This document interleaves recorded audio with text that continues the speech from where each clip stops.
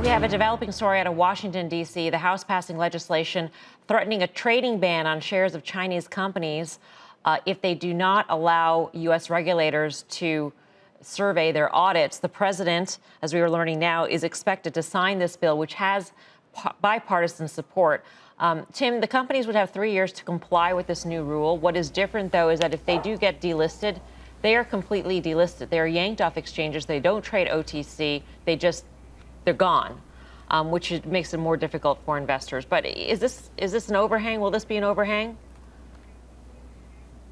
I think it's important. I think it's important legislation. I think it's good news for investors, and it's get real time for a lot of the Chinese mega caps. So I think it can be a headwind. Having said all that, I do think that the companies that are the top market cap in China, in at least in the tech space, are names that, for the most part, can meet this demand. There are a handful of some of the $50 billion up companies that are running into. The biggest issue to me is really what China is doing to these companies. But yes, I'm concerned. I also think this is very good news for investors. Dan, what's your take on this? I agree 100%. I mean, it's a long time coming here, and especially when you think about the market caps of some of these companies over here and some of the funds that they're held in. I think this is to protect the U.S. investor, nothing more. Obviously, it's a little saber rattling here, but to Tim's point, it seems like the Chinese are pretty focused on these companies from a regulatory standpoint too.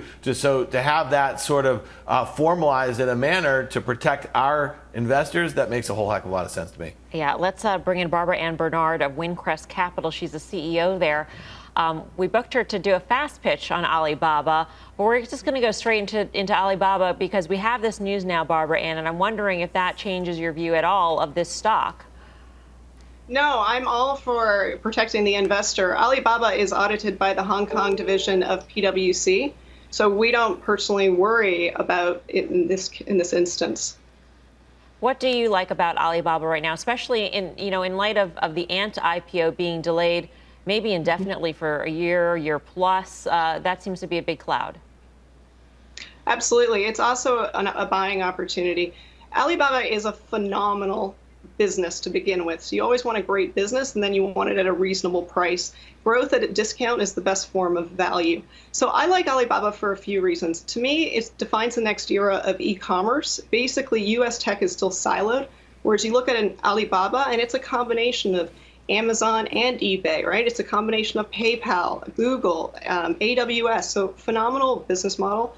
I think the Ant IPO news was overdone, and I can go into that. And I also think Alibaba is currently cheap because there is news that there'll be monopolistic practice regulation. That historically in China has been a buying opportunity, and we've done it in education. We've seen it in Tencent last year. I'm happy to go into that. The third reason is we had a vaccine news last month, and that has caused a rotation out of tech and into value. And I think that is more of a trade than a trend. COVID has accelerated digitization, and Alibaba encompasses so many of these businesses that it really is a once-in-a-generation digitization tailwind. And so while the market is busy debating who's going to win, whether the car or the horse, I feel really good that Alibaba is not a one-trick pony. Barbara Ann, it's Karen. Thanks for coming on. I agree with every single word you said. All that together, then, what do you think it's worth? So we value Alibaba on a sum of the parts basis. So I have a $325 valuation for the core business and $25 for the net cash on its balance sheet. So that gives you a $350 price target, which is 30% upside from here. So I don't really care about the Alibaba anti-IPO because you're getting it for free at this point. So, and you're looking at a company that has extraordinary quality of assets, and its revenue is growing 30% next year. Its earnings are growing 20%, and you're paying 26 times for it. All right. Barbara Ann, we're going to leave it there. Thanks so much for coming on to Fast. We hope we'll see you soon. Barbara Ann Bernard of Windcrest Capital. She's the CEO there. Tim Seymour, I think it's interesting, some of the parts valuation, not even assigning a value to Ant at this point, because there's so many questions, I mean, especially when it comes to capital requirements for that part of the business. Yeah, that was a great pitch for Not a Power Pitch by Barbara Ann. Also a great song, of course, by the Beach Boys. And I think, looking at some of the parts is often how people look at Alibaba. I do think that you can start to layer in also just more of a discount rate if you're doing more of a DCF or an earnings-based valuation. And I think you might even get a lot more upside. But as she talked about the growth of 30 times on the top line and possibly, I think you're even higher than that, frankly, for 26 times, 28 times. I have it a little bit higher.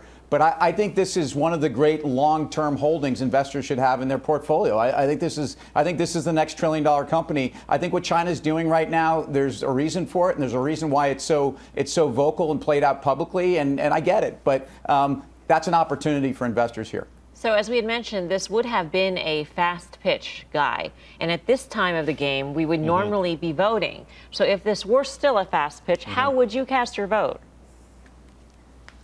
I have my smart board out. Can you read that, please, Melissa Lee, I fought me, for please, my if that's meals, possible? and I don't know what that means, but I'm sure you'll enlighten us. No, of course you don't.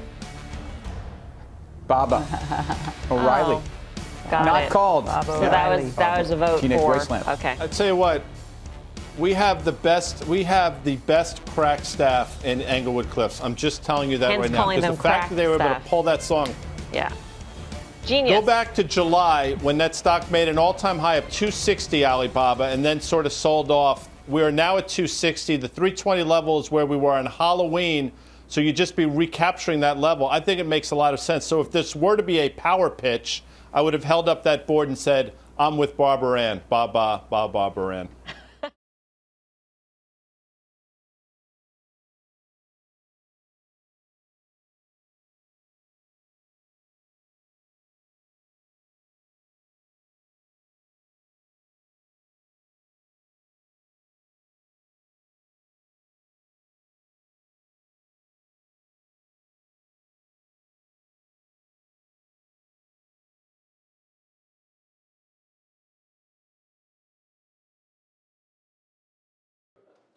Shepard Smith here. Thanks for watching CNBC on YouTube.